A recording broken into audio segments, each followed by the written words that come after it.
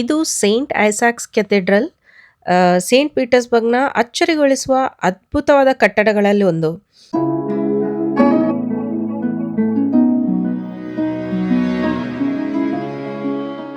ನಮಸ್ತೆ ಫ್ರೆಂಡ್ಸ್, ನನ್ನ ಚಾನೆಲ್ಗೆ ನಿಮಗೆ ಸ್ವಾಗತ. ನಾನು ಡಿಂಪಲ್, ನಿಮ್ಮ ಪ್ರೀತಿಯ ಕನ್ನಡದ ಹುಡುಗಿ.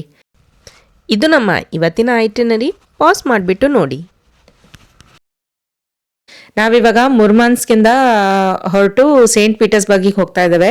ನಾವು ಇಲ್ಲಿ ಇವಾಗ ಪ್ಯಾಕಿಂಗ್ ಎಲ್ಲ ಮಾಡಿಬಿಟ್ಟು ಏರ್ಪೋರ್ಟಿಗೆ ಹೋಗ್ತಾ ಇದ್ದೇವೆ. 11:30 ಫ್ಲೈಟ್ ಇದೆ.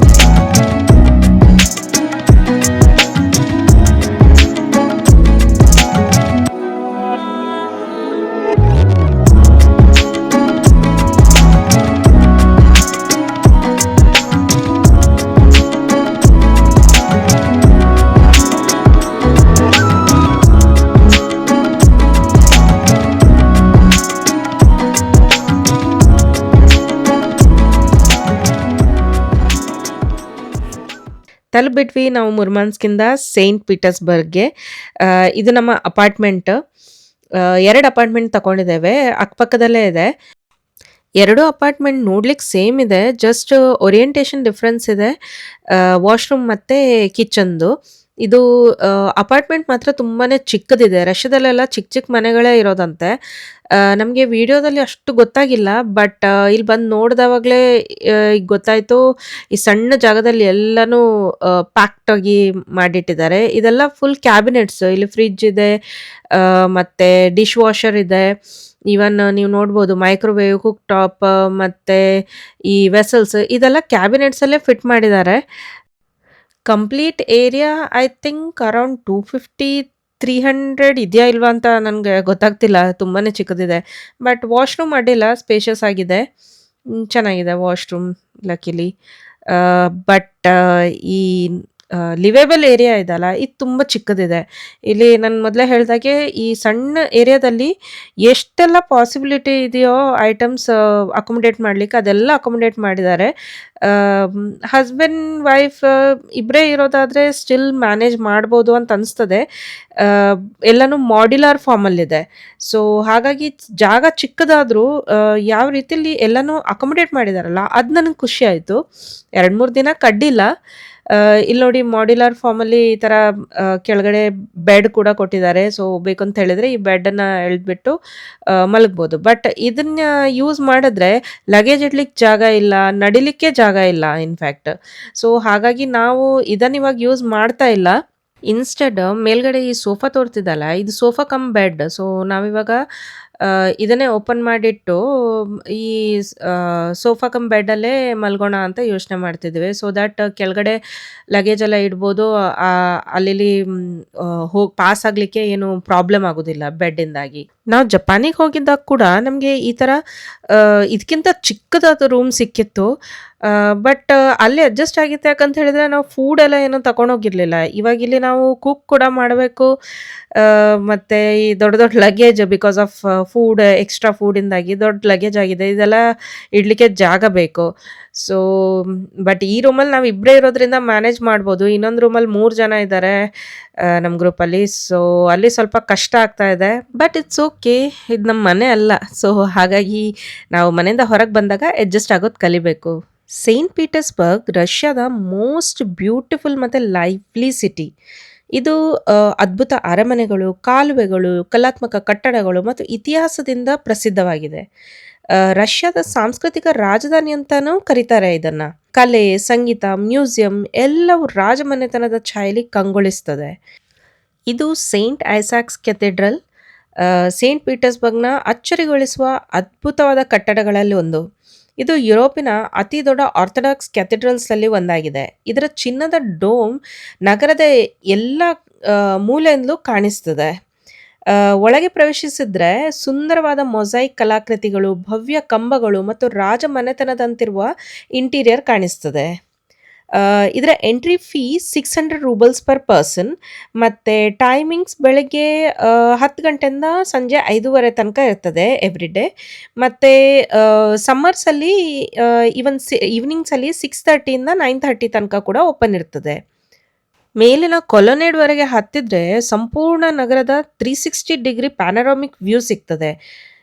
ಬಟ್ ನಾವಿಲ್ಲಿ ಬಂದಾಗ ಇಲ್ಲಿ ರೆನೋವೇಷನ್ ನಡೀತಾ ಇತ್ತು. ಸೊ, ಹಾಗಾಗಿ ನಮಗೆ ಮೇಲ್ಗಡೆ ಹೋಗ್ಲಿಕ್ಕಾಗ್ಲಿಲ್ಲ. ಇಲ್ಲ ಅಂತಂದ್ರೆ ಪೂರ್ತಿ ಸೇಂಟ್ ಪೀಟರ್ಸ್‌ಬರ್ಗ್‌ನ ಈ 360 ಡಿಗ್ರಿ ವ್ಯೂ ತುಂಬಾನೇ ಚೆನ್ನಾಗಿರ್ತಿತ್ತು.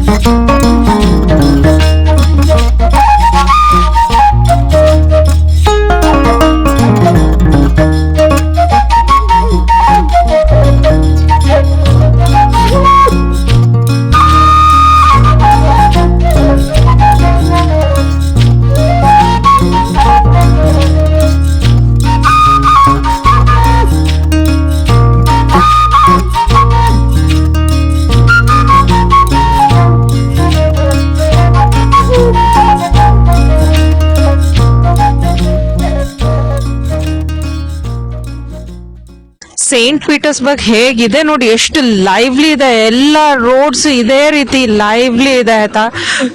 ಫುಲ್ ಆನ್ ಲೈಟಿಂಗ್ ಏನ್ ಚೆನ್ನಾಗಿದೆ ನೋಡಿ. ಇವಾಗ ನಾವೊಂದು ಹೈಫೈ ಮಾಲಿಗೆ ಹೋಗ್ತಿದ್ದೇವೆ, ನೆವ್ಸ್ಕಿ ಸೆಂಟರ್ ಅಂತೇಳಿ. ಬನ್ನಿ ನೋಡೋಣ ಇದು ಹೇಗಿದೆ ಅಂತೇಳಿ.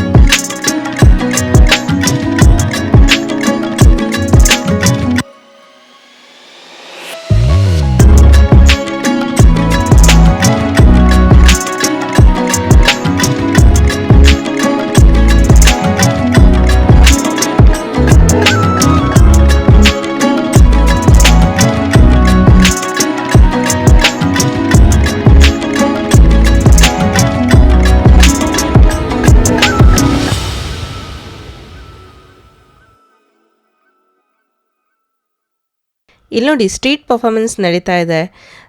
ಇಲ್ಲಿ ಸ್ಪೆಷಲಿ ಯಂಗ್ ಮ್ಯೂಸಿಷಿಯನ್ಸ್ ಈ ಥರ ಮಾಲ್ಸ್ ಹೊರಗಡೆ ಇಲ್ಲ ಮೆಟ್ರೋ ಸ್ಟೇಷನ್ಸಲ್ಲೆಲ್ಲ ತಮ್ಮ ಇನ್ಸ್ಟ್ರೂಮೆಂಟ್ಸ್ ಇಟ್ಬಿಟ್ಟು ಹಾಡ್ಲಿಕ್ಕೆ ಸ್ಟಾರ್ಟ್ ಮಾಡಿಬಿಡ್ತಾರೆ. ಇದು ಕ್ರೌಡಿಗೆ ಕೂಡ ತುಂಬ ಇಷ್ಟ ಆಗ್ತದೆ. ನೋಡಿ ಜನರು ಹೇಗೆ ಸಪೋರ್ಟ್ ಮಾಡ್ತಿದ್ದಾರೆ, ಫೋನ್ ಟಾರ್ಚ್ ಲೈಟ್ ಆನ್ ಮಾಡಿ ಎಲ್ಲ ಎಂಜಾಯ್ ಮಾಡ್ತಿದ್ದಾರೆ ಜನರು. ಇದು ರಷ್ಯಾದಲ್ಲಿ ಮಾತ್ರ ಅಲ್ಲ, ಸುಮಾರು ಕಂಟ್ರೀಸಲ್ಲಿ ನಾನು ನೋಡಿದ್ದೇನೆ. ಯಂಗ್ ಮ್ಯೂಸಿಷಿಯನ್ಸಿಗೆ ಇದು ಅರ್ನಿಂಗ್ಗೆ ಒಂದು ವೇ ಮತ್ತು ಜನರಿಗೆ ಎಂಟರ್ಟೈನ್ಮೆಂಟ್ನ ವೇ.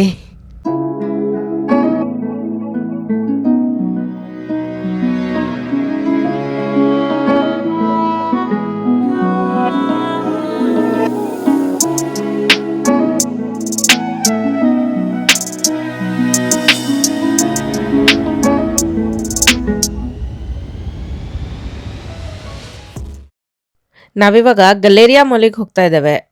ಇಲ್ಲಿ ಕೂಡ ನೋಡಿ ಸ್ಟ್ರೀಟ್ ಪರ್ಫಾರ್ಮೆನ್ಸ್ ಆಗ್ತಾ ಇದೆ.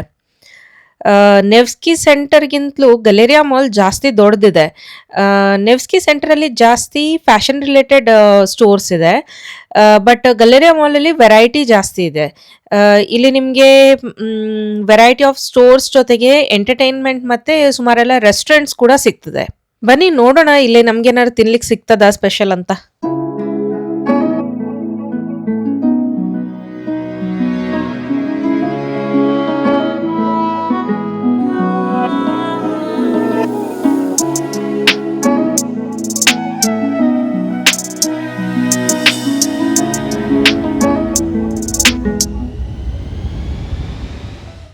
ತುಂಬ ಜೋರು ಹಸಿವೆ ಆಗಿದೆ.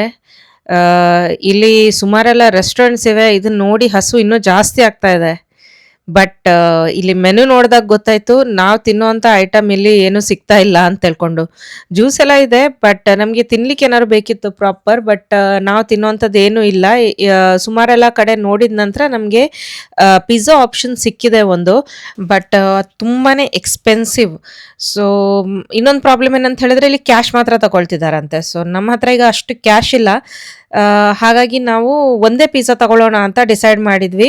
ಬಟ್ ಇಲ್ಲಿ ಇಷ್ಟೆಲ್ಲ ಹುಡುಕಿ ಮಾಡಿ ಎಲ್ಲ ಆಗ್ಬೇಕಾದ್ರೆ ಟೈಮ್ ಆಗೋಯ್ತು. ರೆಸ್ಟೋರೆಂಟ್ ಬಂದ್ ಮಾಡೋ ಟೈಮ್ ಆಯ್ತು, ಪಿಜ್ಜಾನು ಮಾಡ್ಕೊಡೋದಿಲ್ಲ ಅಂತ ಹೇಳ್ಬಿಟ್ರು. ಸೊ ನಾವು ಇವಾಗ ಈ ಮಾಲಿಂದ ಹೊರಗಡೆ ಬಂದಿದ್ದೇವೆ. ಲಕ್ಕಿಲಿ ನಮ್ಗೆ ಇಲ್ಲಿ ಸ್ಟೋಲೋವಾಯ ಸಿಕ್ತು.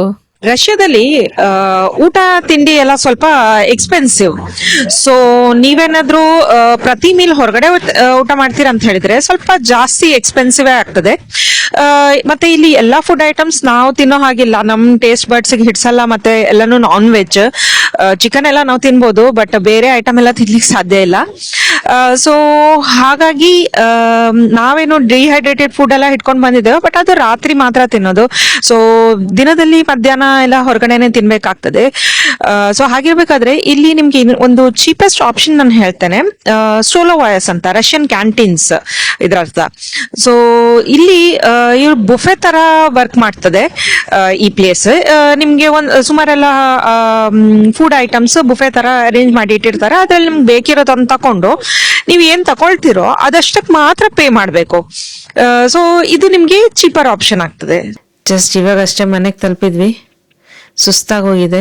ಆಗಲೇ 1 ಗಂಟೆ ಆಗೋಯ್ತು ರಾತ್ರಿ.